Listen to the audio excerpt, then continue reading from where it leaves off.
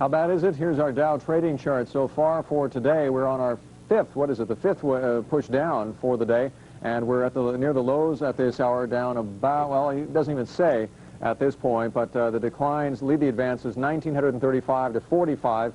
The advancing volume is now 1.9 million shares. The up volume, 1.9 million shares up, 540 million shares down, and the ARMS index at a 6.44. Ed Hart's coming up in a moment with the closing call for this Monday. Meantime, as you see the market going below 1880 low for the year, Fancy's down 333 points, Fancy down 59 at 145 even, the futures. The Dow Industrial is now down 376 points at 1870.43. The transport's down 138, and the utilities down 27.80 at 162.34.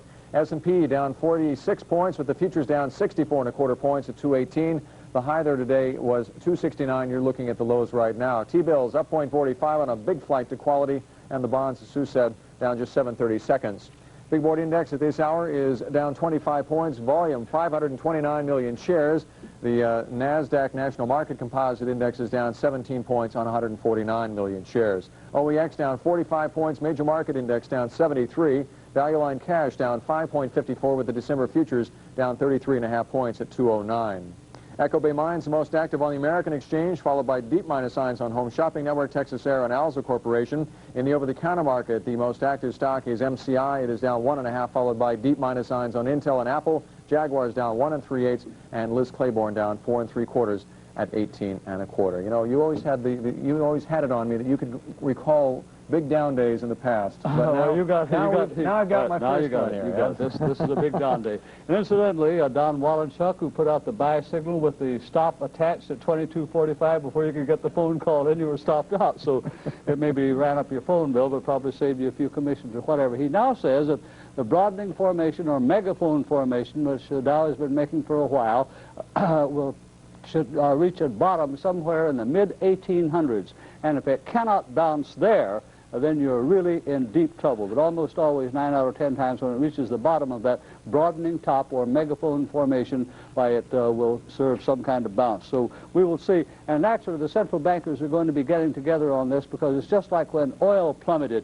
All values anywhere in, near, and around the stock market plunged. Manhattan real estate, condos everywhere, BMWs, Porsches, sailboats. You're hitting me where I live, folks. Travel, all the rest of it, all gets hit, just as retail and real estate values and all the rest of it got hit in Texas, and the bank stocks as well when oil got hit. So it is when stocks get hit, all these values get hit. If the market existed in a vacuum, without pulling down other things with it, you say, hey, in a way, this is going to be healthy, regardless of the casualties, because eventually you'll get down to the point where they can be bought on good, solid value. But the problem is taking them down to that point hurts too many people. You probably heard John Bollinger talking about some of the things, some of the margin requirements that are being made now, that some of them have to be paid off in Fed funds rather than in check, with the margin calls going out by telegram rather than by mailgram, because they have to be answered in 24 hours, because the brokerage houses, and those stocks were hit hard too, they realize they're in an agency position, and the person at the other end can't make delivery. The brokerage house is stuck. So where do we go from here?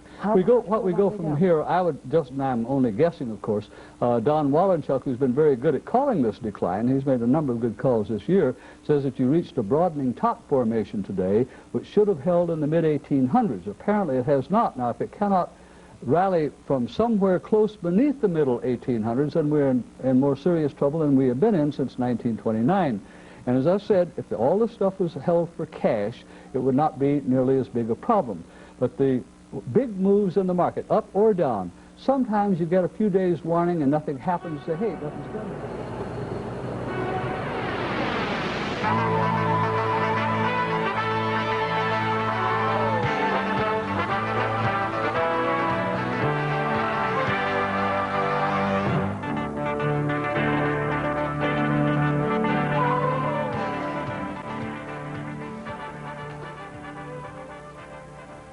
That is the sound that closed one of the biggest slaughters in Wall Street history today. This is the Wall Street Final for Monday, October 19th. Good evening, everybody. We welcome you to special market coverage, which will continue till midnight Eastern time, we should point out, here on Financial News Network, and we do welcome you for this special Monday. I'm Bill Griffith. And I'm Diana Karicki. According to our best calculations, the Dow Jones Industrial Average lost 507.99 points to close at 1738.74. The number